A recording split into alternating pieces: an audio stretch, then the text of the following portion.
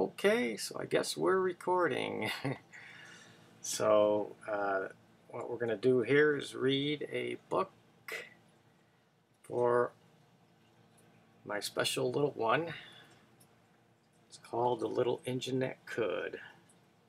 You're probably going to get a little dizzy here as I learn how to hold the book up to the camera. So The Little Engine That Could by Wally Piper. This is the complete original edition. As you can see, it's a little blue train and lots of children playing in the square.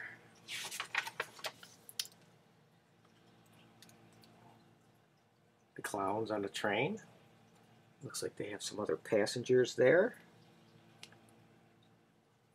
Once again, The Little Engine That Could, retold by Wally Piper.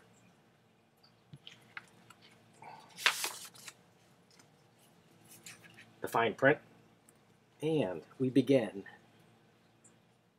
Chug, chug, puff, puff, puff, ding, dong, ding, dong.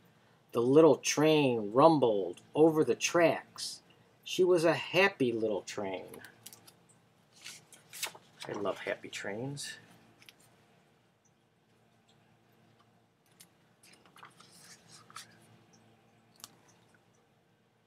For she had such a jolly load to carry.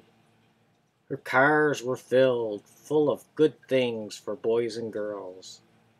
There were toy animals, giraffes with long necks, teddy bears with almost no necks at all, and even a baby elephant. Then there were dolls, dolls with blue eyes and yellow curls. Dolls with, what did the dolls have?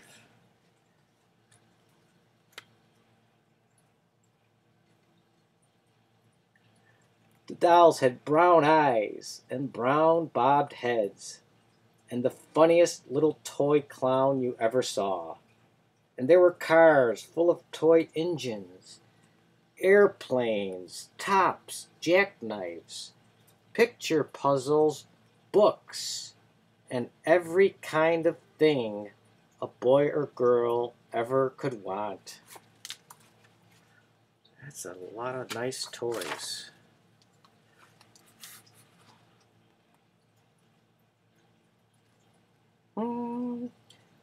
But that was not all.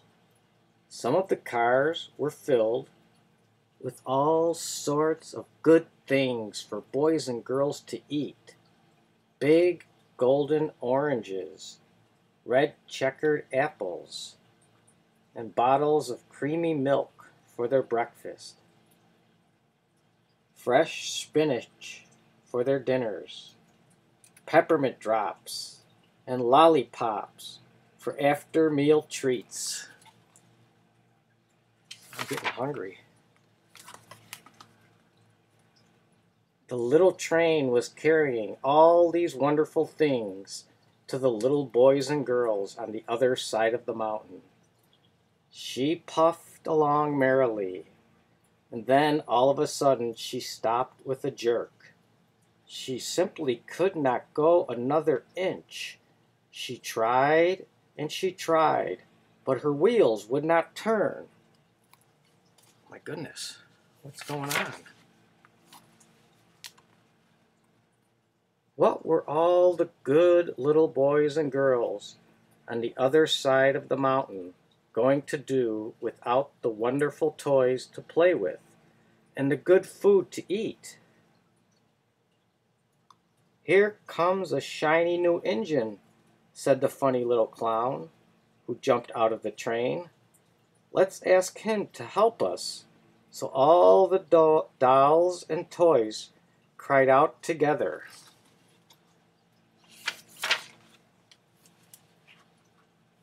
"Please, shiny new engine, won't you please help pull our train over the mountain?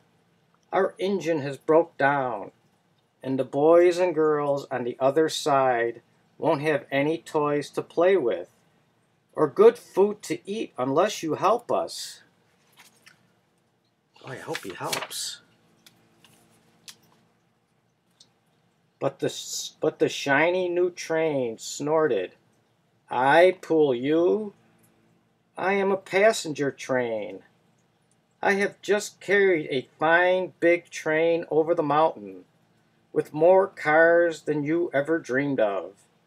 My train had sleeping cars with comfortable berths, a dining car where waiters bring whatever hungry people want to eat, and parlor cars in which people sit in soft armchairs and look out of big plate glass windows.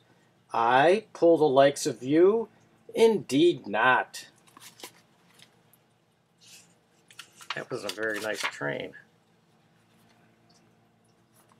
And off he steamed to the roadhouse, where Injuns live when they are not busy. How sad the little train and all the dolls felt. Then the little clown called out, the passenger train is not the only one in the world. Here is another Injun coming, a great big strong one. Let us ask him to help us. The little clown waved his flag, and the big strong Injun came to a stop. Oh, please, big Injun, cried all the dolls and toys together. Won't you please pull our train over the mountain? Our engine has broken down, and all the good little boys and girls on the other side won't have any toys to play with, or good food to eat unless you help us. But the big, strong engine bellowed, I am a freight train. I have just pulled a big train loaded with big machines over the mountain. These machines print books and newspapers for grown-ups to read. I am a very important engine indeed. I won't pull the likes of you. And the freight train puffed off. He wasn't very nice either. He puffed off indignantly to the roadhouse. The little train and all the dolls and toys were very sad. Cheer up, cried the little clown. The freight engine is not the only one in the world. Here comes another. He looks very old and tired. But our train is so little, perhaps he can help us. So the little clown waved his flag, and the dingy, rusty, old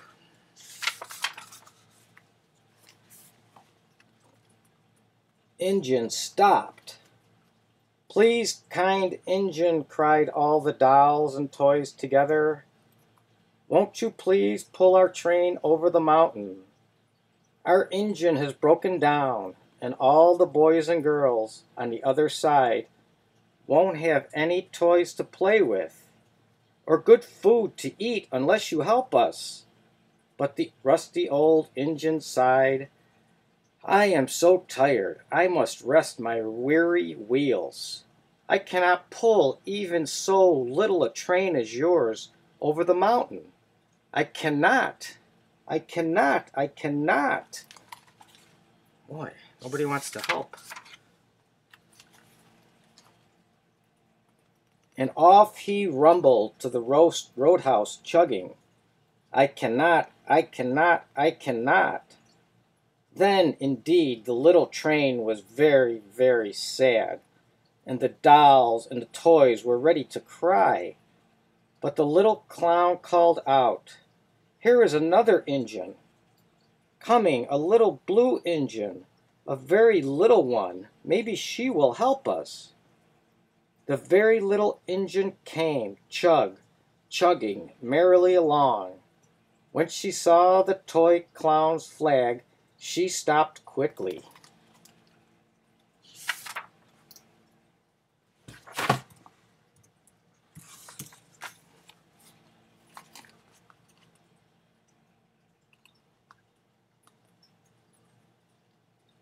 "What is the matter, my friends?" she said kindly. "Oh, little blue engine," cried the dolls and the toys, "will you pull us over the mountain? Our engine has broken down, and the good boys and girls on the other side won't have any toys to play with or good food to eat unless you help us. Please, please help."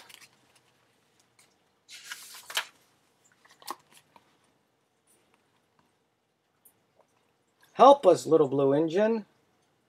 "I am not very big," said the little blue engine, "but use me. They use me only for switching trains in the yard. I have never been over the mountain."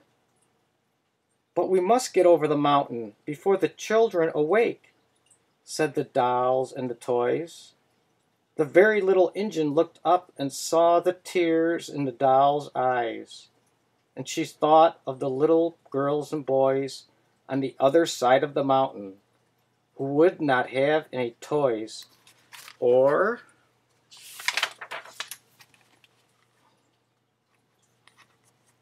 food unless she helped. Then she said, "I think I can, I think I can, I think I can." And she switched and she hitched herself to the little train. She tugged and pulled and pulled and tugged, and slowly, slowly they started off.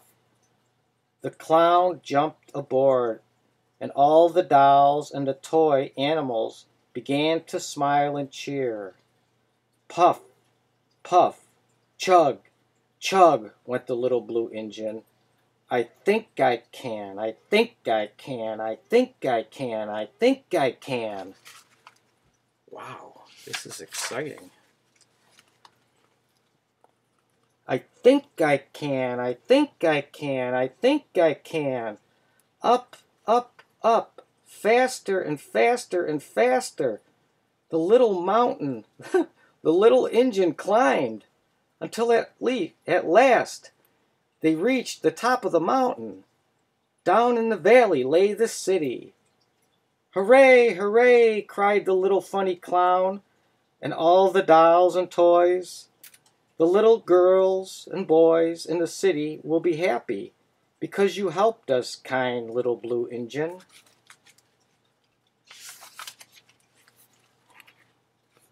And the little blue engine smiled and seemed to say, as she puffed steadily down the mountain, "I thought I could, I thought I could, I thought I could, I thought I could, I thought I could." That's the end. So the little engine that could wasn't so sure at first, but she kept thinking that she could. So the moral of the story is to keep thinking that you can and never give up. We'll see you next time on Grandpa Jay's Story Time.